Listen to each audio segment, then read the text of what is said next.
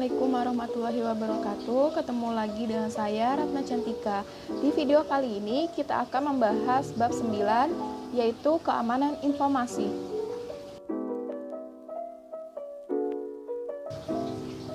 Oke, yang pertama itu ada keamanan informasi. Tujuan dari keamanan informasi yaitu kerahasiaan. Perusahaan berusaha untuk melindungi data dan informasi, kemudian ada ketersediaan, menyediakan data dan informasi, kemudian ada integritas, harus memberikan representasi akurat atas sistem fisik yang dipresentasikan.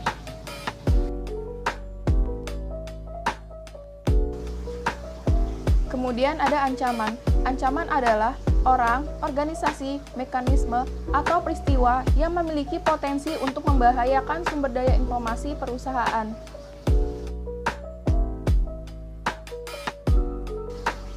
Kemudian jenis-jenis ancaman, yaitu ada virus, ada worm, ada trojan horse, ada adware, ada spyware.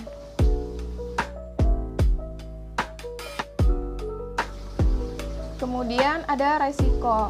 Resikonya itu ada pengungkapan informasi yang tidak terotorisasi dan pencurian. Kemudian ada penggunaan yang tidak terotorisasi. Kemudian ada penghancuran yang tidak terotorisasi dan penolakan layanan. Kemudian ada modifikasi yang tidak terotorisasi.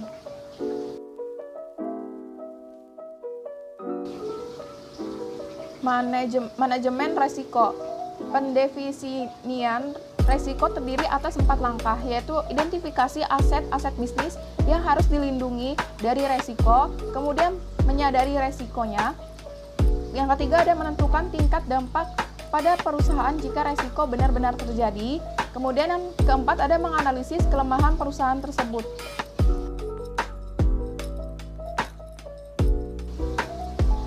Tingkat keparahan. Yang pertama ada dampak yang paling parah, membuat perusahaan bangkrut atau sangat membatasi kemampuan perusahaan. Yang kedua ada dampak signifikan, menyebabkan kerusakan dan biaya yang signifikan. Kemudian dampak minor, kerusakan yang terjadi dalam operasi sehari-hari.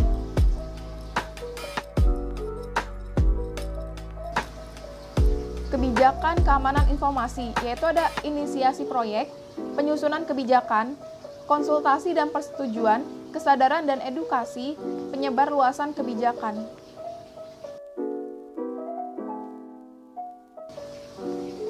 Kemudian ada pengendalian. Pengendalian adalah mekanisme yang diterapkan baik untuk melindungi perusahaan dari resiko atau untuk meminimalkan dampak resiko tersebut pada perusahaan jika resiko tersebut terjadi.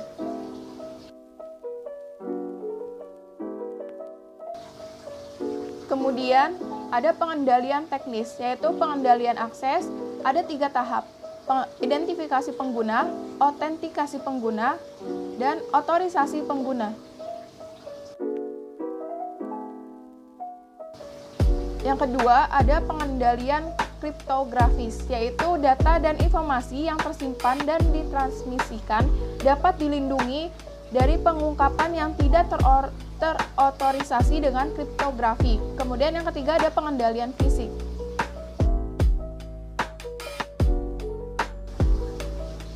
Pengendalian juga ada pengendalian formal dan pengendalian informal.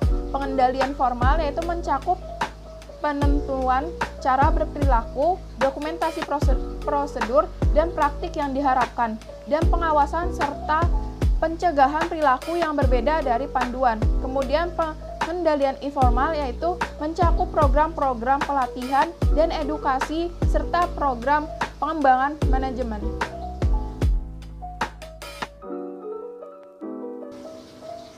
Kemudian ada dukungan pemerintah dan industri, yaitu BS 7799 milik Inggris, BSI IT, Baseline Protect Manual, kemudian ada GASSP, kemudian ada ISF, Standard of Good Practice. Kemudian ada sertifikasi profesional, yaitu ada Asosiasi Audit Sistem dan Pengendalian, kemudian ada Konsorsium Sertifikasi Keamanan Sistem Informasi Internasional, dan institusi SANS.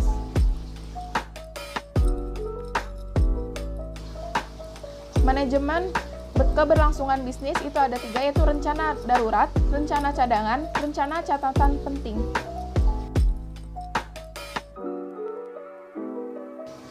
Sekian materi bab 9 kali ini, kurang lebihnya mohon maaf. Wassalamualaikum warahmatullahi wabarakatuh. Sampai ketemu di materi selanjutnya.